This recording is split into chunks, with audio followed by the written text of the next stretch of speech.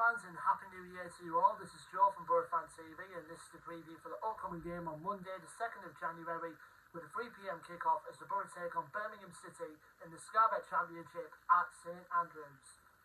Well, things are looking good, Boro fans, going into 2023, as we finished off 2022 on a high with a 2-1 win away at Blackburn last time out at Ewood Park, and I mean, it was a bit of a dodgy start to start with. I mean, to be honest, I thought their goal was offside, but Ryan Hedges took his chance away in the 6th minute to make it 1-0 to Blackburn, going into half-time.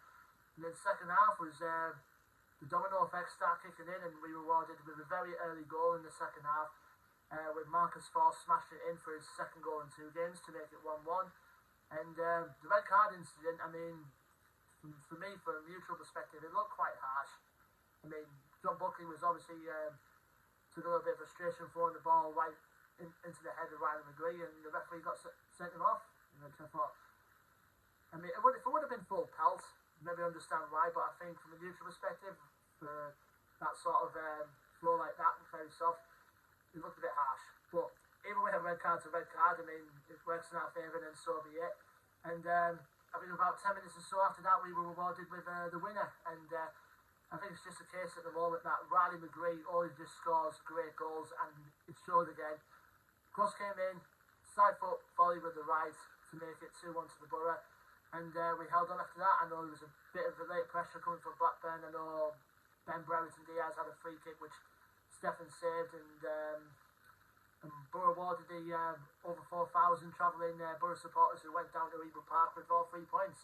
And at the time of recording, we were in the playoff places, but as of recording, obviously, later on New Year's Day evening, with Luton's results, and obviously we're dropped back down to 8th now in the Championship. Obviously, a win for the game tomorrow will take us back up to as far as 4th, hopefully.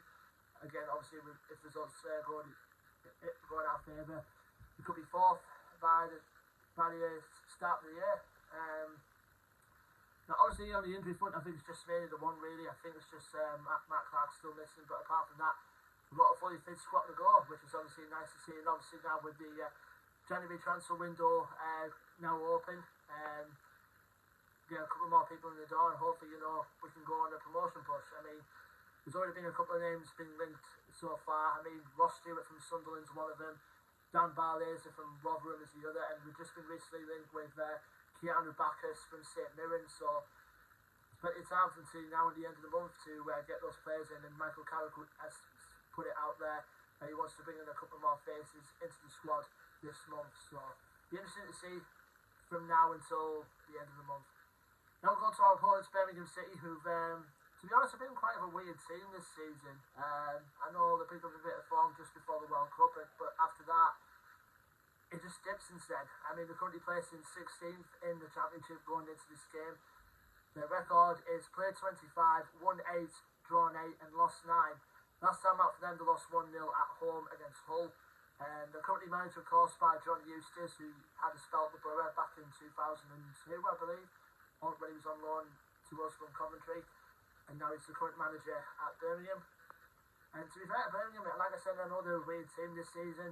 They do have some very decent players. I mean, I know they're missing Scott Hogan at the moment for injury, but they've still got quality players in there, like Tahith Chong, for example, who was previously in Man United, but ever since he's come into his own at Birmingham from this season and last season, he's been coming up trumps for them. And also Troy Deeney as well, but him alongside Chong, they very, very much make a good attacking threat for them.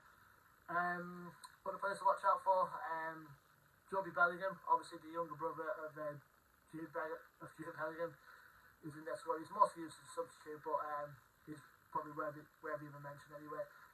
You've got players like Austin Trusty, who's a American centre-back on loan from Arsenal. You've also got the likes of Christian Bielik, who's a defensive midfielder who packs a punch, so to speak. And also, they're very good, And you also got like Lucas Lukovic, obviously a former Borough player in there as well, just worth a mention. But I think Birmingham, the last couple of seasons, they've been in and around the bottom, obviously considering the fact that almost like 8 years ago now they were in the Premier League. and to see obviously good perform. Obviously, St Andrews these days obviously has gone under a bit of refurbishment, like mid-refurbishment, since the new owners came in. So it'll be interesting to see. Obviously, come next season they'll have most of the bottom teams back in their stadium. Hopefully, fingers crossed for them. Now, obviously, the last time we played Birmingham was this season. Obviously, back in October when we beat them at the Riverside by 1-0, courtesy of a Chiba Akpom goal. And we usually do well against Birmingham. I mean, a couple of bits here and there. I mean, obviously, struggling what to say here.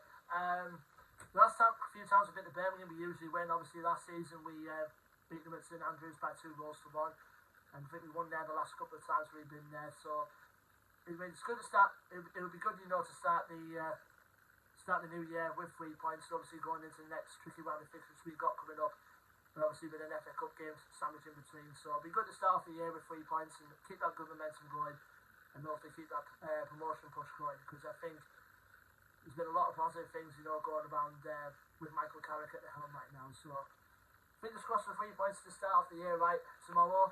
Leave me your thoughts and predictions in the comment section below. Don't forget to like, share and subscribe as always. Our social media links will be in the description below as well.